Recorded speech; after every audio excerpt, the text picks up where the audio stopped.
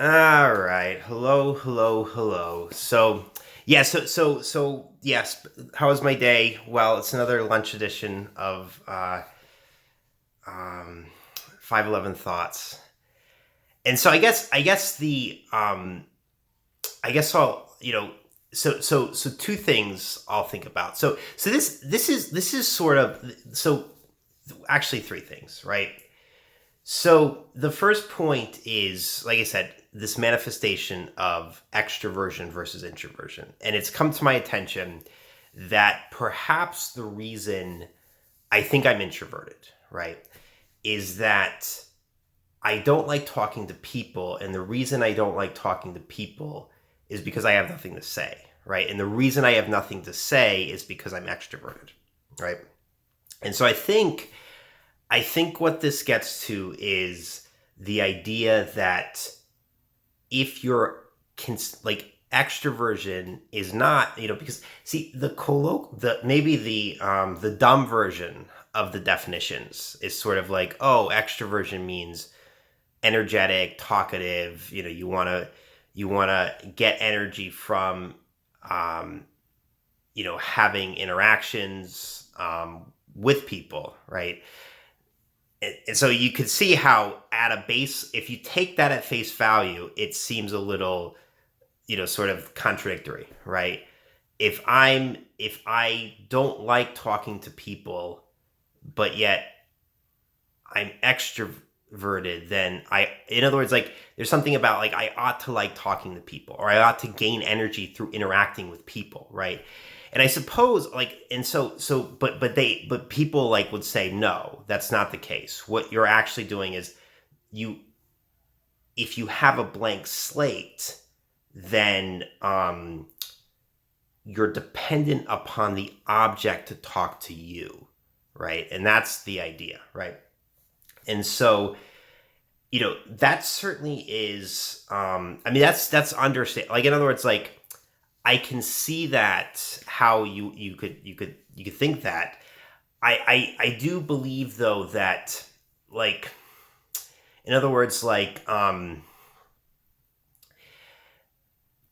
still think this gets to sort of your preference for talking to people though, right? So in other words, like if you are a blank slate, right? And like I said, I don't know what it means to be a blank slate, but the assumption is the proof is in the pudding. If you're a blank slate, you know you're a blank slate, right? And so let's assume that I am a blank slate, right? I guess my whole point is that, like, if I like, because see, people would say like, oh, you can't be, if you're lonely, that's because you're a blank slate. And so it all gets back to the idea that you're dependent upon other people, and that's what makes you an extrovert. And like I said, I mean, like, I understand it, but I think that there's a presumption there that especially in my case, is a little misguided, because I think the idea is that, like, if you're so dependent upon people, then you'd imagine you might not be conflicted by them. But maybe that's sort of, and this is where I honestly, like, I'm like, to those of you who are not blank slates, I, being a blank slate, come to you and say, show me a person who is a blank slate, but yet is, maybe conflicted. And maybe it's all those who think they're introverts. If that's the answer, I've just answered my own question. But it's sort of like, well, then how do we differentiate, right? Like, how are we supposed to differentiate between those who think they're introverts and those who are true introverts? And we say, well, it's based upon, this is where we're getting at true criteria. But at the same time, like I said, let me be moralizing and say, if your point about extroversion is that the dumb definition is, just talking to people, then that's, it's sort of like, why do we put that dumb definition out there then, right? I don't know. Like I said, I get back to the idea that, to me, introversion ought to be defined by putting energy to the subject, right? Taking the world and subjecting it to through a subjective lens, right? And so therefore, the idea about blank slate, like I said, I don't know how to think about that, because to me, like, that's probably more of a starting point, right, than a product. In other words, if you are indecisive as to blank slate or not blank slate, but you're saying that the whether you're a blank slate or not will depend upon a presupposition, I might say that, let's put in other words, like, if I claim that everybody starts out as blank slate anyway, and that, that the manifestations of not being a blank slate are, products of other things, right? I could start out that way, right? In other words, I feel like we're getting at a starting point issue. But once again, I mean, the question is whether that starting point issue is decidable, and what reasons you might have for choosing to view a starting point one way or the other, right? To me, like, you can make the presumption of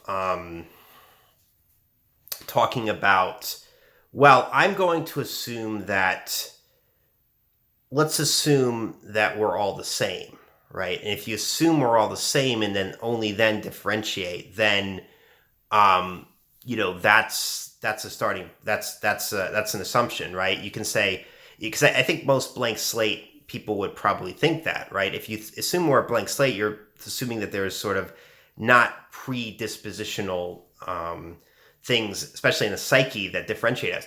But then, like I said, but that's a choice. And the point is that, like, well, how do we know which to choose, right? How do we know which to consider, right? And this is where I think, like I said, like, either people like me or empiric, those inclined toward empiricism, they ought to, like, I would love to sort of see this stuff in action, right?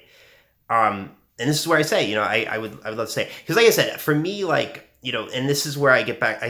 I know I said 3 points, right? Well, the second point I'll leads into the point that I'm going to make is, I do have trouble remembering stuff. Like, my mind bounces around, and the question is, what is that caused by? Like, is that evidence for a certain way or another, right?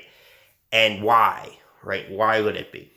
And so, the second point is, like, because I was thinking about, I could, like, sort of memorize poetry. I mean, we did that in school, right? And then it comes to the sort of presentation of the poem and being comfortable with presenting it. All of this to say, it's not clear to me. And like, like I said, like, to me, the idea is that whether I, strike up conversations with people or not, it's one of those things where if I am more reserved in a shell, like, you might imagine, like, a turtle in a shell, right? What would that be? Like, because he's got a shell, right? Is a shell sort of a blank, hollow thing, right? Well, no, the person's in there, right? I don't know. It's just really difficult for me, because I feel like I feel like you can, like I said, like, I just want to see how everything flows, if not on the basis of, sort of intuitively, at least logically, right? Like, why is it that, like, because, okay, so let me just backtrack again. So for sure, the impetus for me to make this video was responsive, right? So I responded to something in my environment. The idea that, or and so we would say, is that extroverted? Well, no, I'm responding to this because I personally, I have very strong opinions about it, right? So, if I were to readily accept it, then that would be, to me, more extroversion, right? Because, right, why would it be more extroversion? Let's think. It would be more extroversion because I'm accepting the external idea and adopting it as my own. If I don't do that, that's because I disagree with it. I don't think it's correct. That's a subjective view, right? Now, it angers me because it's, I believe it's harmful, and I believe it's deconstructive, and I believe it's incorrect.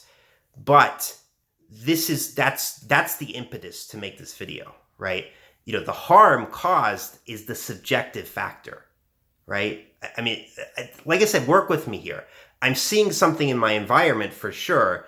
I'm reacting to it in a way to make a video because of the subject, how the subject feels about it. I don't know. Work with me here.